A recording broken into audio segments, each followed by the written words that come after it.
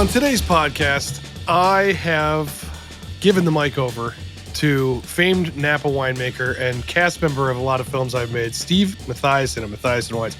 Steve, this was his idea, so Steve, go ahead. You got the podcast. SOMM TV pod is yours. So welcome to SOMM TV podcast. If you're not already a subscriber of SOMM TV, I suggest you immediately get a subscription and see all the amazing content. If you're into food, wine, stories, all of that, it's all on SOMM TV. And the whole emphasis is on stories. And that's why we wanted to do this podcast today, because we have a storyteller who has dedicated his adult life to providing you guys with stories. And he happens to have a few himself that we always laugh about. And I thought it would be pretty fun to dredge some of those out of him and share them with everybody. My reaction was, why would anybody want to hear me talk any more than they already have to listen to me? But I'm intrigued, Steve. I'm terrified about what you're going to ask me. But before we do this, let's at least plug your wine. Your rosé is, which everyone that listens to this podcast knows is among my favorite rosés in the whole world. You can get that. Where can people buy the rosé? Your new vintage is out. Matthiasson.com or your local independent wine shop or chef-driven restaurant. So, all right. So you want to interview me on today's podcast? I really do. And there's a few stories that I'm going to try to pull out of you. But I also just think in the whole history of SOMM TV, going all the way back, you have been a gatherer of stories. And a lot of documentarians, I think, kind of maybe have a perspective that they choose to share with the world via a documentary. We probably did our first thing together like 12 years ago or something. And what I've noticed is that you have no agenda whatsoever. And you don't even know where it's going when you get started. You just sniff out that you think that there's a story there and you see where it's going to go and you follow it. And that's what's the magic of it. That's what ties them all together. And what's so wonderful about them is that they're a product of this curiosity. You know, it's a curious mind and a total openness. And so I think that's really cool. That's why I wanted to ask you some of this. But I think a lot of it dates back to your experience with alligators. Would you please tell us about how you got started with alligators? Sure. And how that ended with, the family home. All right. So you have to know, growing up, I've always been a pretty obsessive person. When I was into something, I was really, really, really into it. When I was young, there was an element of reptiles, amphibians, animals. I was obsessed with those. I mean, when I say obsessed, I mean every waking minute of my life was dedicated to catching animals. While most kids were kind of excited for their driver's license so that they could, take girls out or go do whatever, messing around you're going to do with your car, drive to school. I was excited to drive to farther away places to catch animals. I'm sure my mom listening to this is like going to have PTSD. But so the first year I was able to drive, one of the first things we did is we drove down to Florida from Ohio. And right around this time, they had taken alligators off the endangered species list, which meant that all of a sudden you were allowed to, there's like a bag limit. You could catch them, you could eat them, you could treat them like wildlife. And so I read this newspaper article that for the first time in 50 years, whatever it was, years, alligators were no longer endangered and you could catch them. And so I drove down to Florida with a friend and the whole... 16 years old. 16 years old. And the auspice of this, it might have been just about to turn 17, but I think I was 16. And the auspice was that we were going to go to spring break. And I don't know why the hell my parents let me do this. I mean, I have kids and I would never. So Mom, I know you're listening. I don't know why. So we drove down and my whole thing was I wanted to catch baby alligators and bring them back. And I didn't just do that. We went down to the Everglades and I caught somewhere in the, 8, 10 baby alligators, which is real dangerous, by the way. You got to be really careful with baby alligators or baby crocodiles because they make noises, this like high pitched, like kind of clicky noise. And when they make that noise, they're calling to their mom. And when their mom hears that noise, their mom comes. And their mom doesn't just come like, alligators aren't like normal animals where like they just lay eggs and leave like sea turtles or something. They protect their babies for quite a while. And so we had a couple run-ins where we were trying to catch baby alligators and the mom would come back and was not happy to meet us. I'll just say that. And we're running to the car, with an alligator chasing us. But we caught 8 or 10 alligators. And I had this situation, a large trough that had a lid. Long story short, we brought all these back. And my mother, when I get back, I had like 8 alligators. And we get back to Cleveland and my mom is giving me this question of like, what the hell are we going to do with these? And I was like, well, Go ahead. How big? First off, how big is a baby alligator? Well, most of these were about 14 inches long, but one or two Okay. that we caught was about 2.5 feet, maybe a little bigger. And can you just tell me how fast a mother alligator moves? Way faster than you think. Way faster than you think. So like everyone's like, this is a wine podcast, right? They always say when if an alligator or crocodile is chasing you, you run in like a zigzag pattern because they can't corner very well, but they are pretty quick. I like how did you already have that information before you went down there? 100%. Absolutely. This is before there was an internet, so. No cell phones, no nothing. I mean, like, I think I had a calling card if there was an emergency, but like, we're staying in like shitty, seedy, whatever hotels a 16-year-old can afford. I'm like worked at like a Dairy Mart at this point. But my whole thing was I had a lot of snakes and frogs and such. And I used to sell animals. It sounds insane to like say this stuff, but I brought these alligators back and I put them in a baby pool. My mom was like, what are you going to do with these things? I was like, well, we got a baby pool.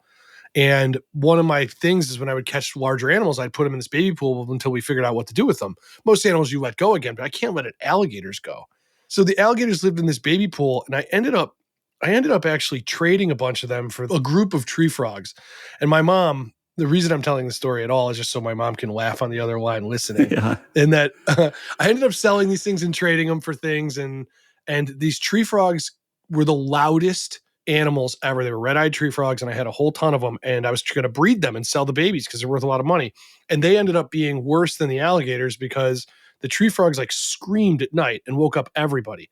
At the same time, too, I had all these geckos called Bibron geckos, and they got loose in the house in Ohio. And my mom had all these like plants, around the house, and they laid eggs in so for a couple years, we had geckos all over in our house that were breeding and laying eggs in the house plants. And so, I tormented this poor woman who seems to be okay. I don't know. I mean, but the alligator thing became an annual thing. I would go down and get alligators every year and bring them back to Ohio. And I got to a point where like people were like placing orders.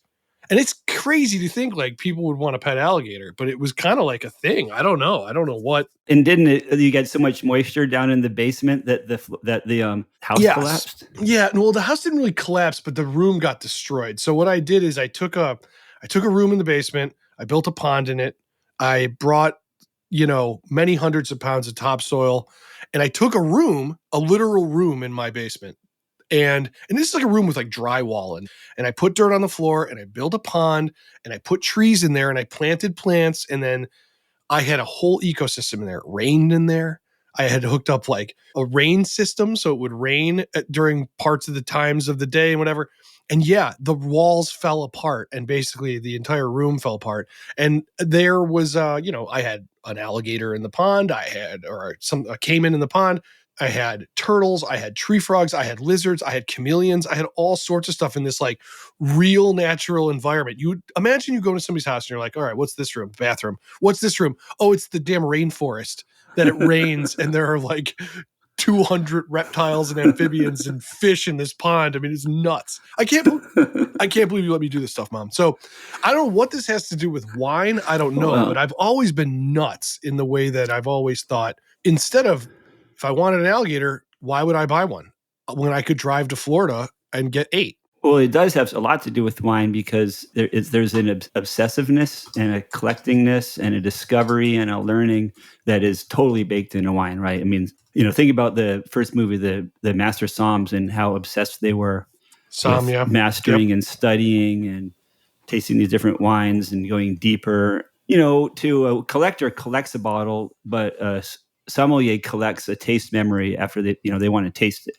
And then they hold on to that taste memory and they hold on to that story behind that. So somehow you honed in on that. But did you originally, because one thing I've never asked you, originally, were you going to do like nature or animal documentaries? Yeah, I always, so first of all, I always thought I was going to end up in like field biology or herpetology or something with animals. And I was, at that age, I got certified to scuba dive. And if you've seen The Delicacy, I shot all the underwater photography in that. But like, I got myself really into, I got certified to scuba dive because I liked animals. I wanted to be underwater and I wanted to see things around the world underwater. So a lot of the things I've done, I learned about cameras because I wanted to take pictures of animals.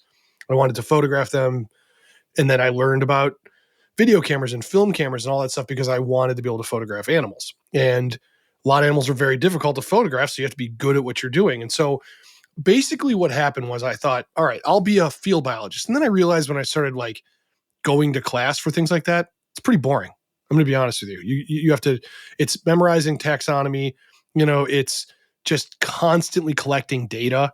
And I'm thinking here, I get to explore and find some extinct animal and find out that it's still alive. So that's what I wanted to do. I'm thinking like Indiana Jones, and that profession does not exist. Really, what you do is you end up teaching and you end up collecting data. And I was like, screw that. So that's when I was like, all right, nature documentaries is what I'm going to do. And so immediately I shifted from catching animals and wanting to keep them as pets and observe them that way to I want to photograph them. I want to tell their stories. I want to do that.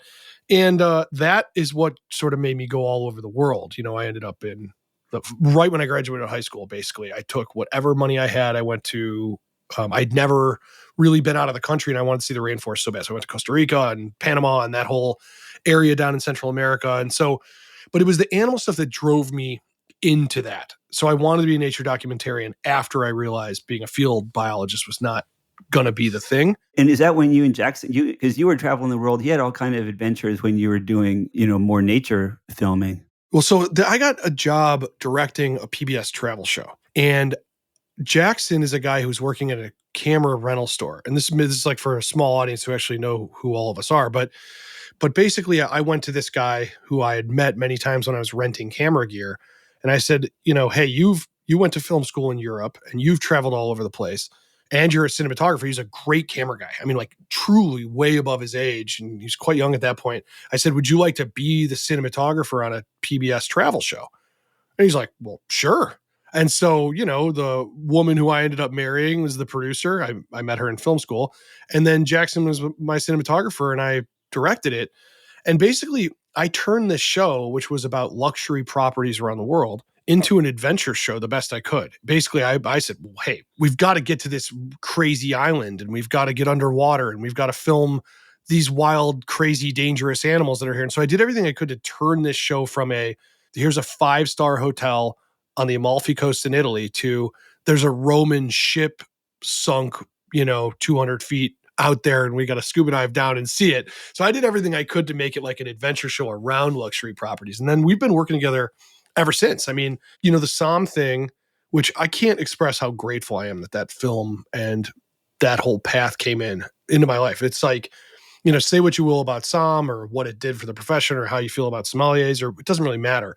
To have a story with people that are that obsessed, that dedicated to something is once, maybe 3 times in a lifetime that you get a chance to have people that are just, they will kill themselves to accomplish something. And so it was kind of like, we just sort of started filming it. I have approached every movie I've made, but especially SOMM, like a nature documentary.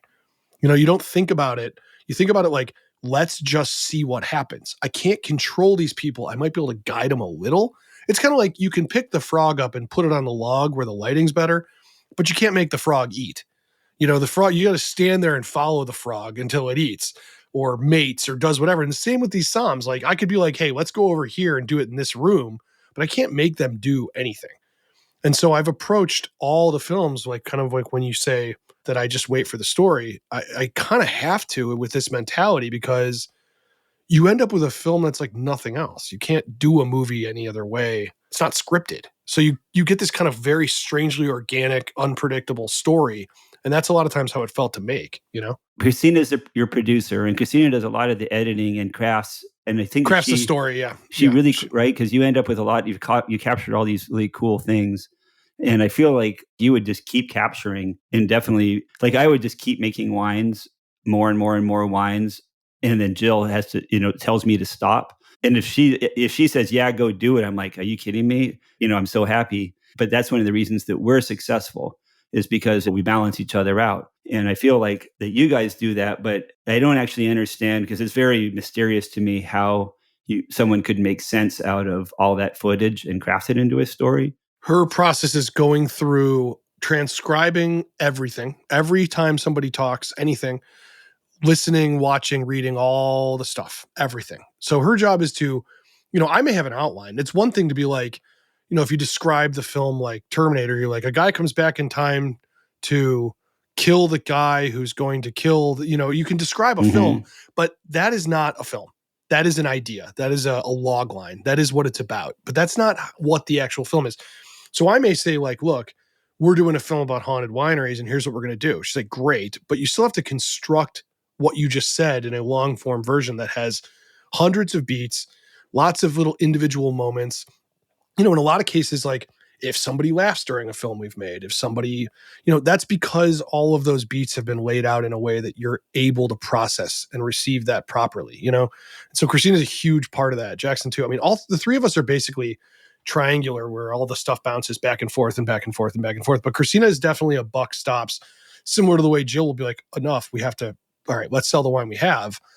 Christina is very much like that too, very creative, but also nuts and bolts, better at that than I am. Like I'll just be like, look, there is we have a film coming up that we filmed in the Vatican and insane stuff in Venice in Italy. And basically I'm just on my way to Venice with a hunch that I truly believe we're going to find, if we don't find what I think we are, we're going to find something else. We're going to make it work. Mm-hmm. And that's not the way she would approach any of this stuff. But we come back and it's like, all right, there is something. It's not what we planned on, but it actually might be better. But now, because of what we found, now we have to go here. So now it's like, now we have to go back to Europe again because of this. But now all of a sudden it's worth it. And so Christina is like very good at knowing when to get out of the pool and put a towel on and start editing. We're doing this ghost winery thing right now. And her and Jackson, and I will take very little credit outside of filming it and coming up with the idea. They made this film come together in weeks. It's unbelievable. And our editor, Sarah, it's a truly like wild process, and it's different parts of the brain. I can't do what she does. That's why it does work though. You need checks and balances. She'll tell me this is you can't do this, blah, blah, blah. And I'll storm off and be like, well, someday I'm going to just do this all myself and I'm not going to have to be told I can't do this. And then I start thinking like, the only reason this is going to be any good is because you told me I can't do that. I don't want to admit that. And that's how anything good is done. If you have carte blanche, you can just do whatever you want, it's not going to be very interesting. So the Haunted Winery, I know why you got that done so fast. Why Jackson and Christina got that finished so fast, because Jackson didn't want to get dragged into more poison oak. That's very possible. You had poison oak for weeks from that shoot. Weeks. So, he had to throw away his jeans. It's true. Has he ever? I mean, I can't even imagine what you dragged him into. Has he dragged you into anything? That's a good question. I've dragged him. We were filming this one time in Fiji for this travel show, and there's an island called Yanduataba Island, and it's really far. You have to take a seaplane for an hour, and it's not far from where Tom Hanks filmed Castaway. There's another part of Fiji kind of near there. But what's unique about this island is there is an animal called the Fijian crested iguana that lives on it, and it only lives there. And it's one of the most endangered animals in the entire planet. It's this huge iguana, and it lives nowhere else. And I was like, I'll have no other chance in my life to see this animal. Ever. It'll never happen again. And we had some assistance from like transportation and the government on this shoot. So I was like, yeah, for this episode, we want to see the Fijian crested iguana. They're like, what? So they clear all the permits. So we get on this, one of these like seaplanes, and we fly an hour. I drag Jackson on this. They had to land in really rough surf. We had to take a further boat, and the surf was so rough while we were exploring. We found the iguanas. It's a great story, amazing stuff. We had to like meet with the tribal chief, do a whole ceremony to even be allowed on the island, and it's very rustic. And so we did that whole thing, photographed these iguanas. But the problem was the seaplane with no cell phones, none at this point. Nobody had a cell phone. So the seaplane got caught in really rough stuff and was going to tip, so it had to take off. And so it's circling the island trying to find us. And it can't find us because we've walked all the way into the interior to look for lizards.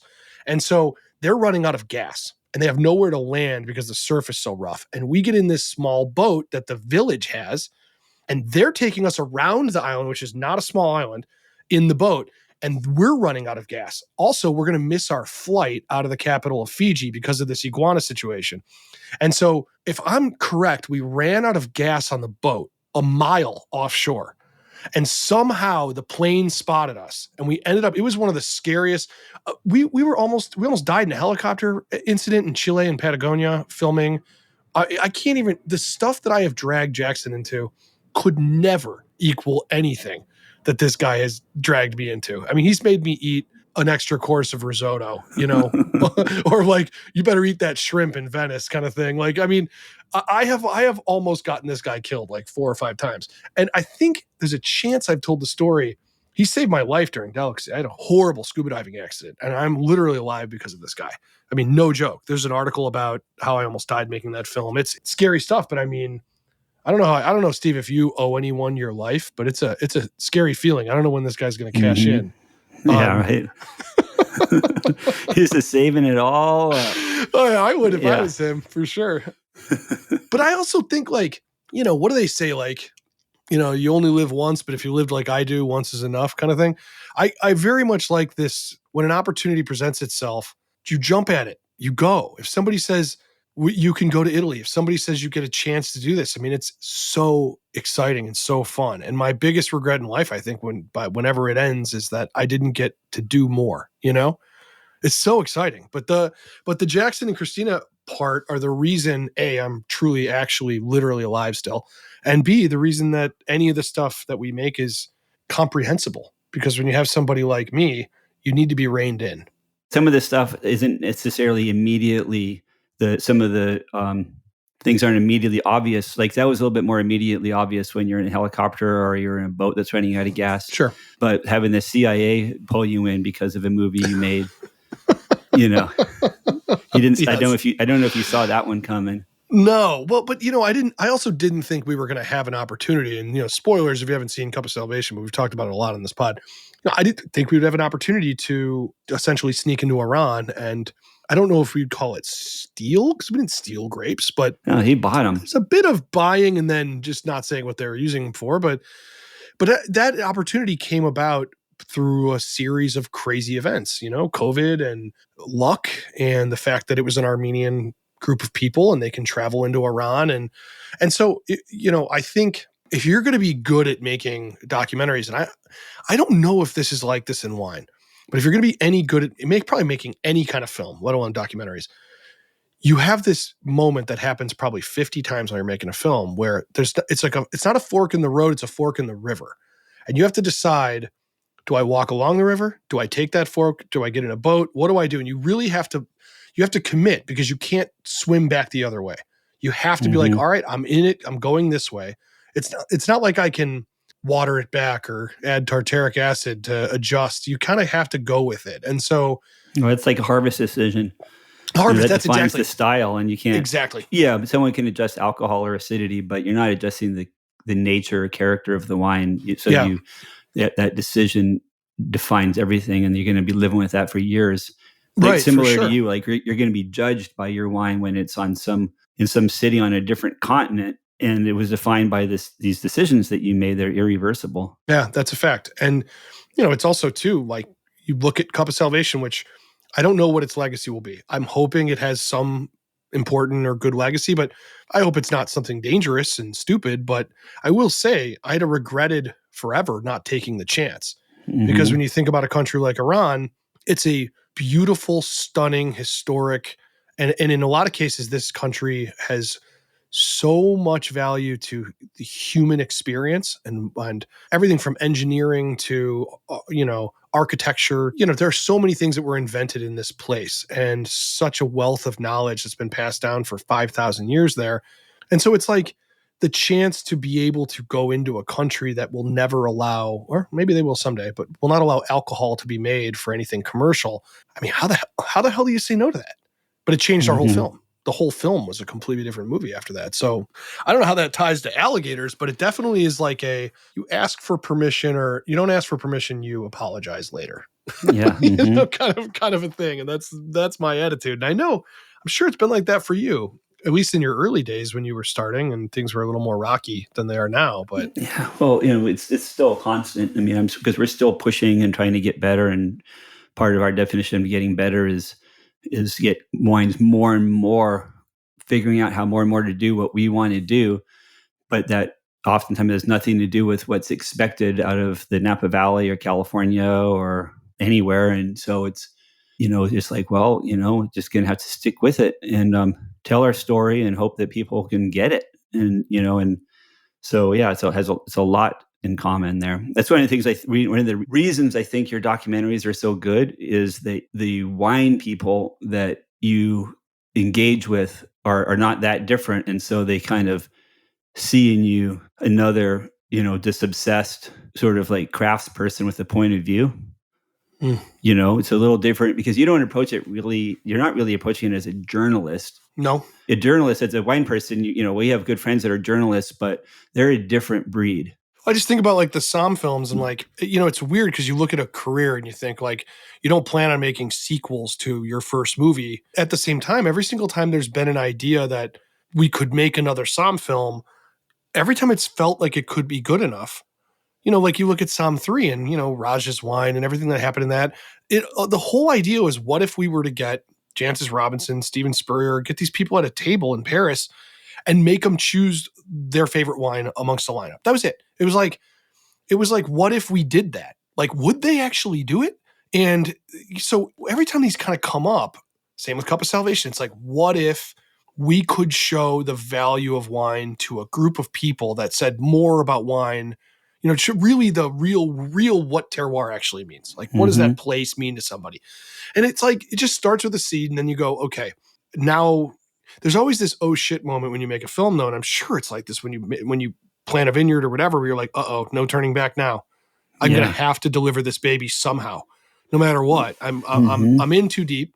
The one thing I've never mastered is there's an equation of idea to finished in a short enough amount of time that you can actually make a profit.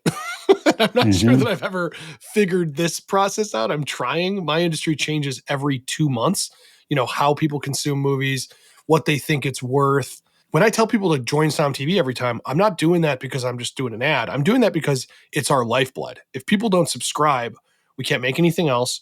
And on top of it, I like to think that if SOMM TV went away, you'd lose. There's nothing like it. There's nothing like it in the world. And so you would lose this, like, we actually try to be objectively subjective. It's not like, I don't want to name names, but we're not like the big magazine in wine that just goes, hey, this guy will give me some money. All right, we'll do a big story about them. I would try very hard to not do that. I would have no problem. As hilarious as it sounds, as much as people have made fun of me in the past for this, if a SOMM 8 ended up coming and there was a good enough story that got us there, I always still wanted to do something about the Nazis and wine. I really, really think there is something tremendous there.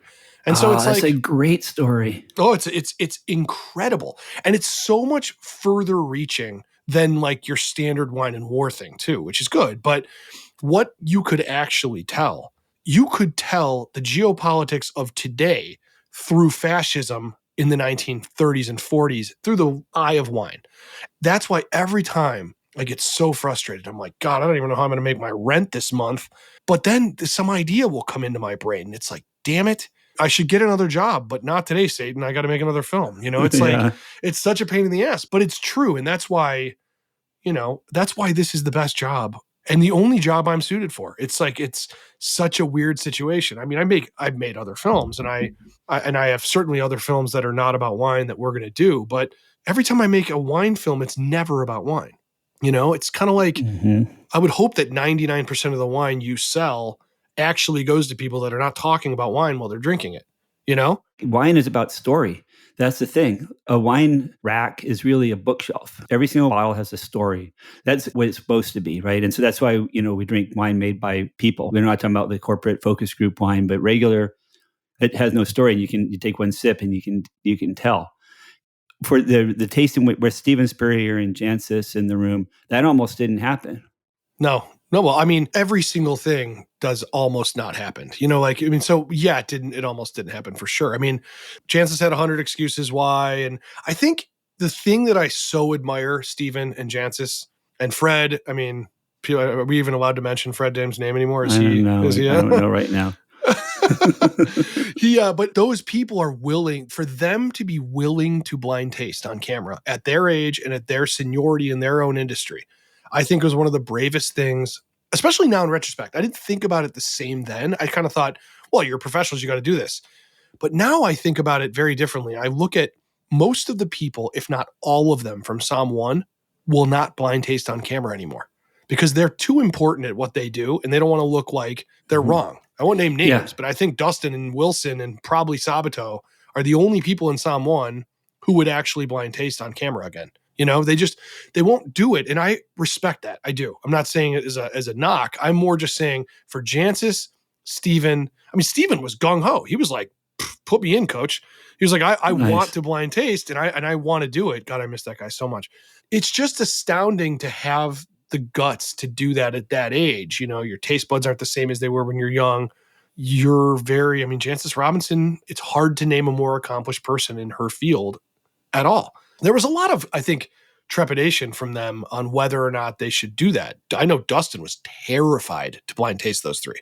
Terrified. Oh, wow, he was shaking. And, for me, I'm so in the moment, I'm not really thinking about, oftentimes I detox off moments that we've accomplished in films or things we got to experience later because I'm in the moment and you're not thinking about it. You're like, I liken it to when you photograph sharks underwater, you have this camera in front of you. So you're not thinking about the shark is dangerous because the camera's right there and you're thinking, I got to get a good photograph of this shark or I got to get the shark coming real close to me. And so when you get out of the water, you're like, holy shit, that shark, was right next to me the whole time. And I didn't think about its danger. I thought about photographing it. So yeah, it's a weird process to say the least, this whole thing. When you were filming the movie, with Rose Marie, were you worried about the mob as that shark?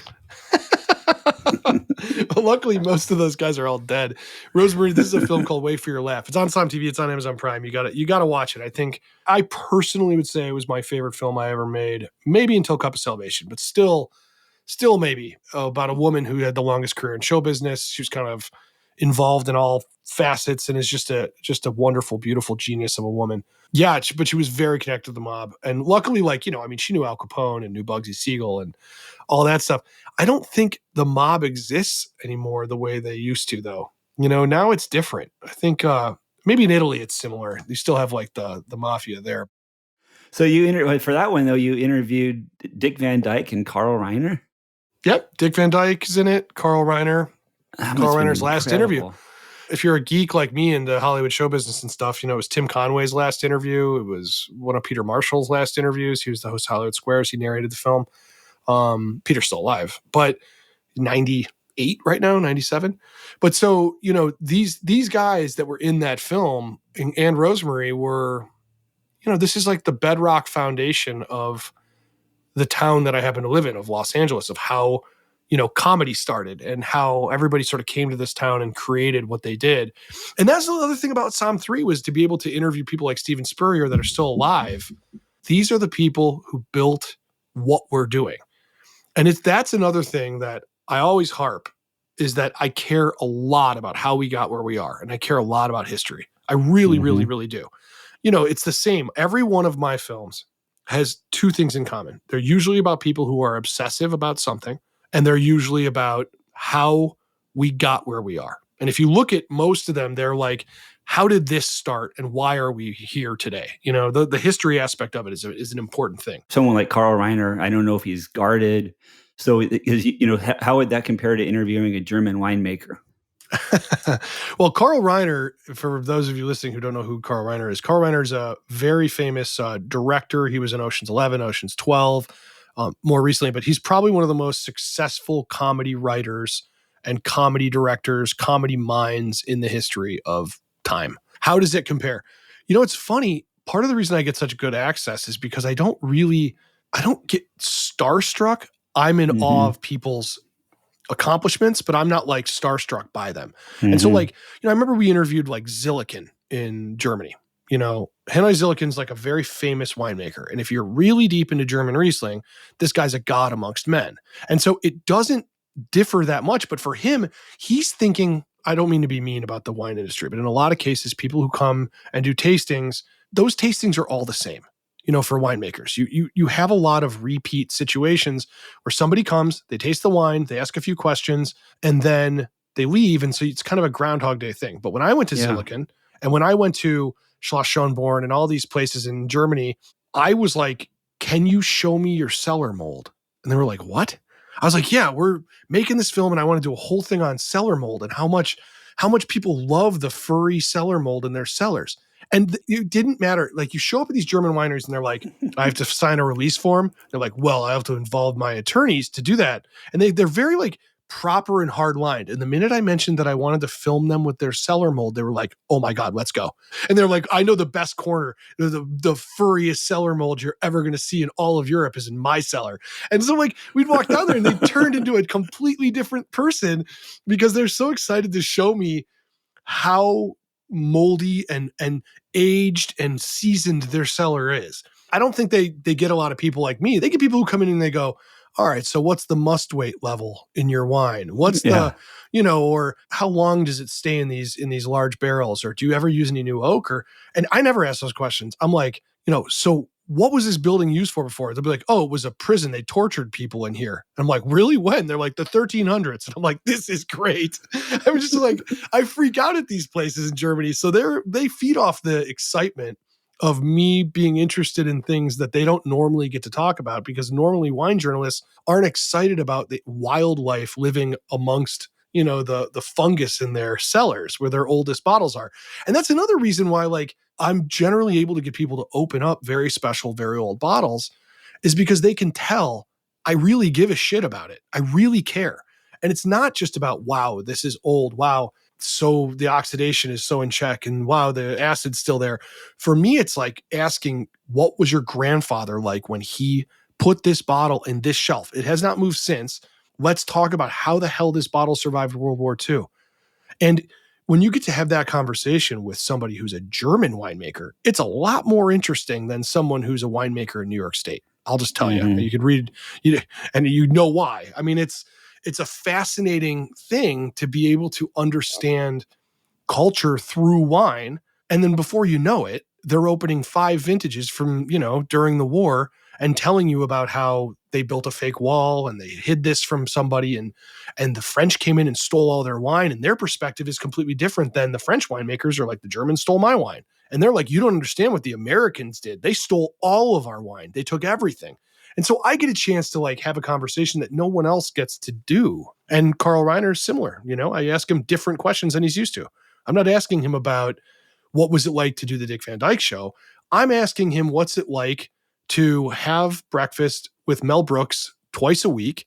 And what the hell do you guys talk about at this meal? And he'll talk to me about how Mel Brooks is his best friend. All the shit they've gotten each other into over the course of the years. And so for me, it's the same. You're sort of just keying into something that they're interested in too, Yeah. And they're interesting people. My God, the best cellar mold I've ever seen. Have you been in Lopez Heredia? Oh yeah, we have a whole thing on SOMM TV about that cellar and Maria Lopez. I need to watch that. I'm you a have SOMM TV to. subscriber, and I don't know about that. Yeah, okay. There's the Legends of the Vine, Maria Lopez. She tells this incredible. She opens up 4 bottles of wine, and what's amazing is her father. So John, who produced the podcast, is listening to this. He was there. It was one of the greatest wine days of my life. We spent the whole day with her. It was pouring rain, and she opens up 4 bottles of wine that were set up for a tasting, and her father passed away before he did the tasting, and they never moved. So this whole group of wines had been sitting there for a tasting that he was going to do with someone, and then he died. She goes, why don't we go to this back part way deep in the cellar, and I'll open some bottles of what my dad was going to open up, and one of them went back to, I think it was like 1920 something. And so she tells this whole story of the Spanish Civil War, how their family was pitted against each other. Brother fought brother, Republicans versus Royalists. And they basically it tore the country, the region, their family in two. And it's this incredible story. And then she goes to open it and she pours it and she goes, damn it, it's vinegar. It's like the wine was like vinegar. And it was so funny because she builds up this bottle and how important it is for so long. And then she pours it and she's like, shit.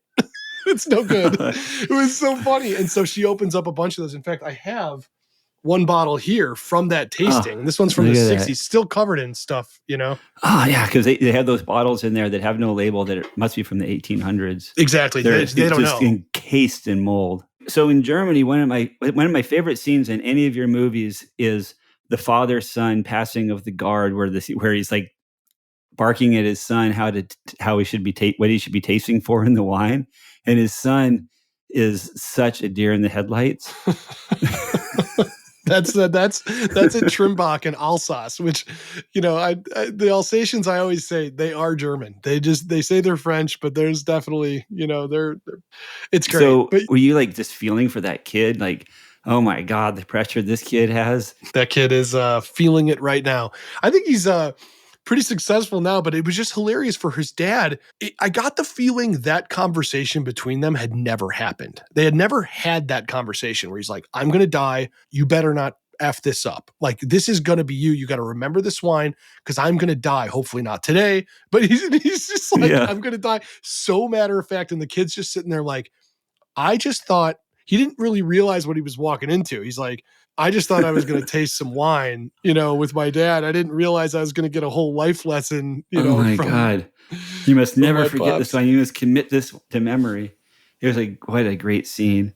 I could ask you these questions all day, but what are some of the projects that you have that you're excited about coming up? A lot of the projects I'm going to name, we have been working on for years. I mean, look, this Ghost Winery thing is, I will tell you this, it's a lot of fun. I can say there are no lies. I tell no lies in this thing. And what happens is batshit crazy, in my opinion. So it's really amazing.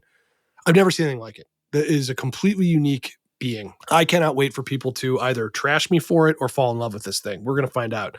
But we have another thing that's tentatively titled Life of Wine, which has to do with wine going from something sacred to something for pleasure to something that is a commodity, or a luxury, then a commodity, and those 4 steps and kind of how wine measures time.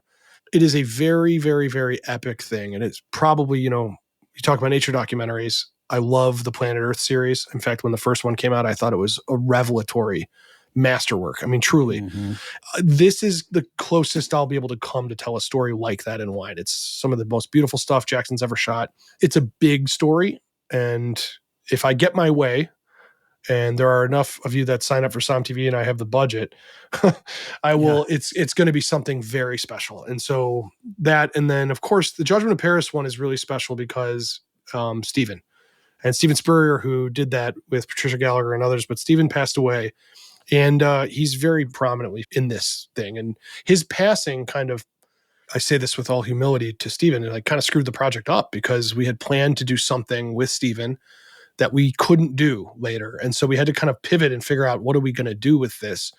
But we filmed with Stephen for weeks in multiple locations all over the world, frankly. And so it's an amazing swan song for him to be able to do that. So that one is pretty great. You wore him out.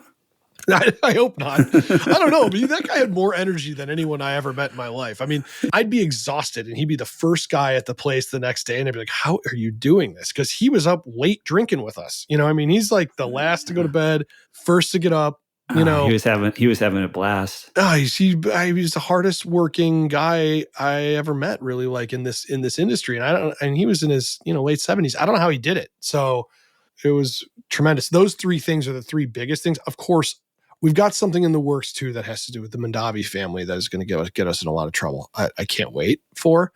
And then it's so funny, Steve, too, because some of these things that you're in, most of the things I just described, and you did your filming about 2 years ago. So, it's great. It's always nice when you got a nice full head of hair and then you get up for the Q&A and people are like, hey, that guy doesn't have any hair anymore. So yeah, right. Yeah, exactly. No, I'm just kidding. I'm just kidding. This is just fashion. I just shaved the top part. Yeah. So, okay. Is that what that is? Yeah, like I'm just waiting for it to catch on. That's great. It's an honor. I appreciate you doing this. And for anybody who's still listening, you made it. It's something I've never done this before. I've never interviewed anybody. I just had a blast interviewing you. Of all the people, because you have a lot of good stories. We just scratched the surface. Now I got to dig into SOMM TV because there's a bunch of stuff I didn't even realize was on there. Oh, there's so much stuff. There's so much stuff people don't know that's on there. It's insane. Thank you, Steve. Thank you. Just a reminder, make sure you subscribe to SOMM TV.